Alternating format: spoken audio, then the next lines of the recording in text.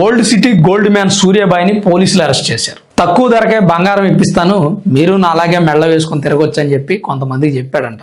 వాళ్ళు డబ్బులు ఇచ్చారేమో, మేబీ ఇతను బంగారం ఇప్పించలేదు. నాకు ముఖ్యమంత్రి తెలుసు, హోమ్ మినిస్టర్ తెలుసు, కమిషనర్ తెలుసు అని చెప్పాడంట. చెప్తే కొంతమంది ఓహో నిజంగా సూర్యాబాయి ఎంత బంగారం వేసుకొని తిరుగుతున్నాడంటే ఇతనికి ఎవరో తెలిసే ఉంటారు, లేదంటే ఇంత తక్కువకి ఎలా వస్తుంది అని చెప్పి డబ్బులు ఇచ్చారు. ఇచ్చాక ఏముంది, అందరిలాగే కామన్ సరిగమప అని అయింది.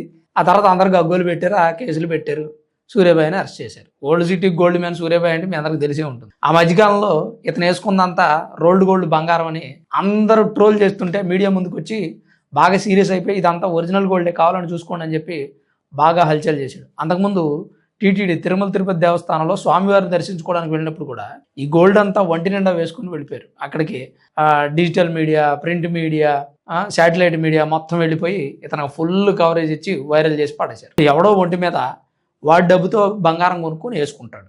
ఇప్పుడు ప్రతిదీ వింతేనండి, కొత్తక వింత పాతక రోత అన్నట్టు అయిపోయింది. ఈ యూట్యూబ్ వచ్చిన దగ్గర నుంచి సేమ్ ఇదే సిచ్యువేషన్. ఎవడైనా వింతగా చేశాడు అనుకోండి, వాడిని ఫేమస్ చేసి పడేస్తాడు. వాడి దగ్గర టాలెంట్ ఉందా, కష్టపడుతున్నాడా, వాడి నాలెడ్జ్ ఏంటి, వాడి ఎడ్యుకేషన్ బ్యాక్గ్రౌండ్ ఏంటి, ఏం అవసరం లేదు, ఫేమస్ చేసేయడమే, తర్వాత సంగతి తర్వాత చూసుకుందాం అన్నట్టుగా ఓల్డ్ సిటీ గోల్డ్ మ్యాన్ సూర్యాబాయిని ఫేమస్ చేశారు. చివరికి అరెస్ట్ చేశారు. కేల్కతం దుకాణం బంద్. సరిగమపదని